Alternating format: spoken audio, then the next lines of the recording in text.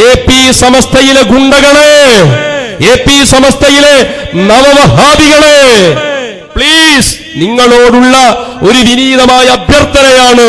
ഞങ്ങളുടെ അഹ്ല് മരിച്ചാൽ നിങ്ങൾ വരരുത്, മയ്യത്ത് നിസ്കരിക്കാൻ ആ വഴിക്ക് വന്നേക്കരുത്. എന്തിനാ നിങ്ങൾ വരുന്നത്? ഒരു ബക്കറ്റിൽ നല്ലൊരു വെള്ളം, അതിലൊരു ഇറ്റ് മൂത്രം വീണ കഴിഞ്ഞില്ലേ കഥ? എന്തിനാ നിങ്ങൾ നജസാക്കാൻ വരുന്നത്? നിങ്ങൾ വരണ്ട. അല്ല ഇപ്പൊ നിങ്ങൾ മയ്യത്ത് കഴിച്ചിട്ട് എന്തിട്ടാണ്?